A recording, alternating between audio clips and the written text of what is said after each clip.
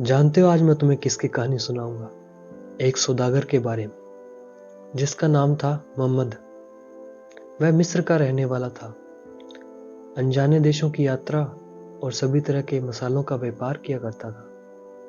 एक बार उसने बहुत ही दूर किसी देश में जाने का इरादा बनाया।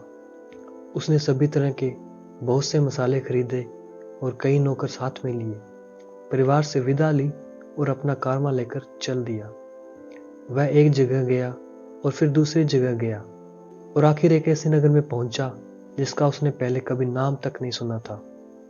मोहम्मद ने अपनी लंबी यात्रा के बाद यहाँ आराम करने का इरादा किया। वह अपने नौकर चाकरों के साथ एक सराय में जाकर ठहर गया। वह जब खा पी रहा था तो एक अजनबी उसके पास आया और बोला, ए सौदागर, तुम इस शहर के तौर तरीके नहीं जानते, इसलिए जरूर तुम बहुत दूर से आए होगे। मोहम्मद ने पूछा, क्या तौर तरीके हैं इस शहर के?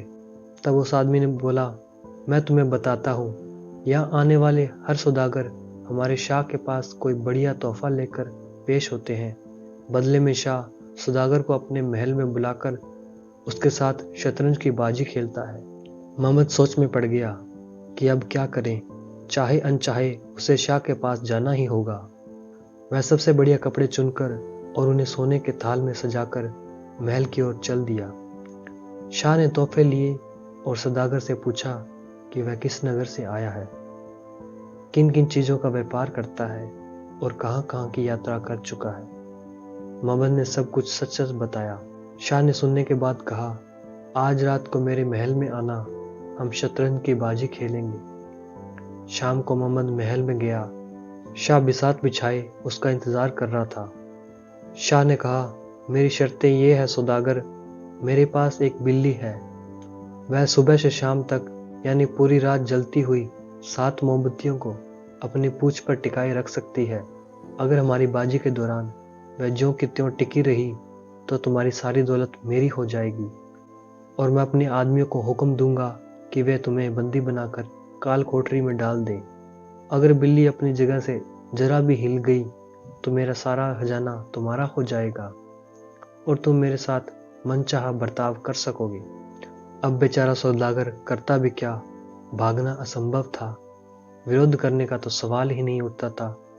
शाह की शर्तों का मानने के सिवा उसके पास कोई चारा नहीं था।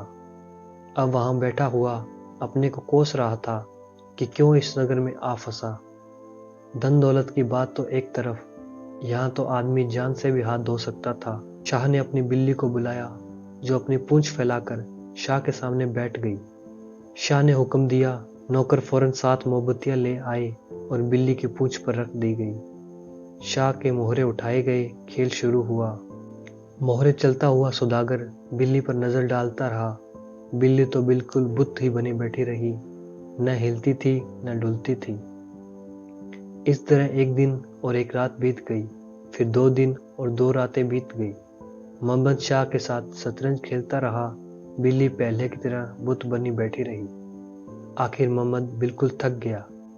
मोहम्मद बोला, मैं अब और नहीं खेल सकता, आप जीत गए जहां पनाह। शाह तो इसी चीज का इंतजार कर रहा था।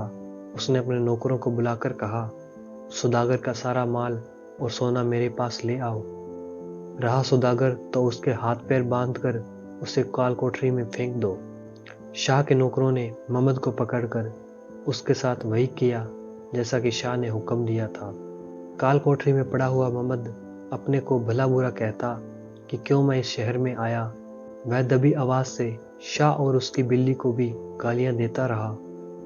उधर मोहम्मद की पत्नी घर में बैठी हुई उसका इंतजार कर रही थी, मगर मोहम्मद का कुछ अता पता नहीं था, ना ही उसकी कुछ खबर मिली। उसकी पत्नी सोचा कि शायद उस पर कोई मुसीबत आ गई है। बहुत समय तक वह इसी चिंताओं में घूमती रही। आखिर एक दिन मोहम्मद का नौकर लौटा। उसका चेहरा धूल मिट्टी से सना हुआ था। वह भागता हुआ आया और बोला, मालकिन मालकिन, बहुत दूर दराज देश के एक शाह ने मालिक को कैद कर लिया है और सारा माल मत्ता सोना छीन लिया है। मैं अकेला बड़ी मुश्किल से अपनी जान बचाकर आया हूँ। अब हम क्या करें? मोहम्मद की पत्नी ने नौकर से कहा कि जो भी कुछ हुआ है उसका सारा हाल बताओ।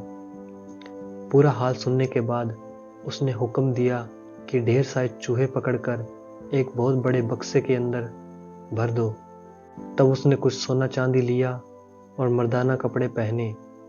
फिर वह ऊंची टोपी पहनकर और अपने बाल छिपा लिए और कारवां का सरदार बनकर अपने पति को छुड़ाने चल दी। वह रास्ते में न तो कहीं रुकी और न उसने किसी तरह की देरी होने दी। आखिर वह शहर में पहुंच गई, जहां उसका पति काल कोठरी में पड़ा मुसीबत के दिन काट रहा था। उसने अपने कुछ नौकरों को यह हुक्म दिया कि वे सराय में जाकर उसका इंतजार करें और कुछ को अपने साथ महल में लेकर चल दी। तब उसने सोने का बड़ा सा थाल लिया और उसमें बहुत सारे उपहार लेकर महल की तरफ चल दी। उसके नौकर चूहों से भरा हुआ संदूक उठाए उसके पीछे पीछे आए।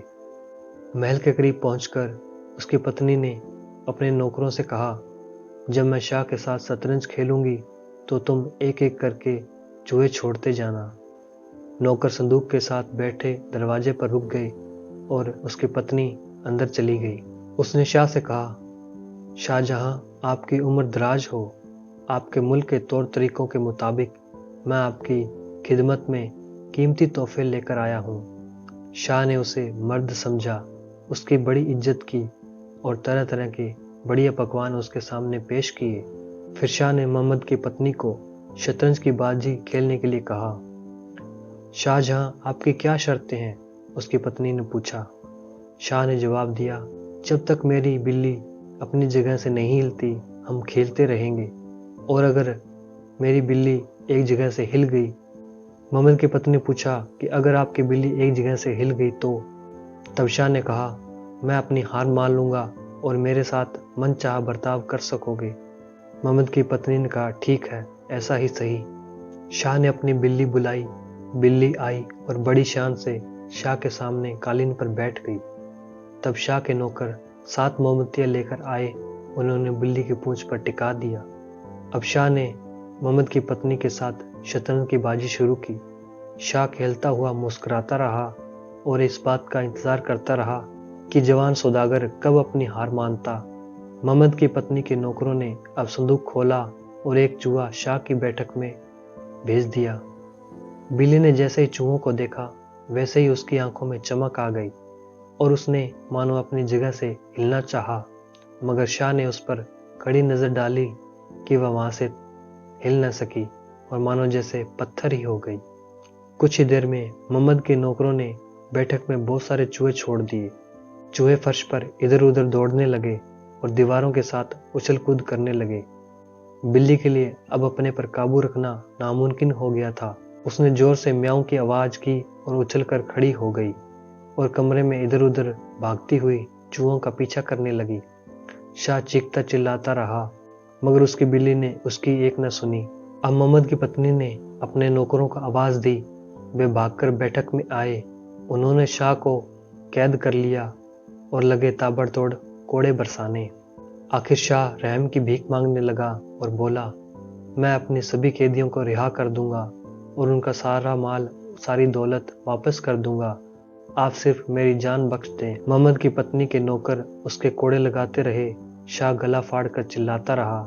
उसके नौकरों ने शाह की चीख पुकार सुनी, मगर वे उसकी मदद के लिए नहीं आए, क्योंकि वे इसके लालच से और जुल्म से पहले ही तंग आ चुके थे। अब मोहम्मद की पत्नी ने अपने पति व अन्य सभी कैदियों को आजाद करने का हुक्म दिया और शाह को काल कोठरी में डलवा दिया। इसके बाद मोहम्मद की पत्नी और मोहम्मद अपने शहर मिस्र लौट आए। अपने देश में रहते हुए हंसी खुशी का जीवन बिताते, मौज मनाते और खाते पीते रहे। आपको भी ऐसा ही करना चाहिए।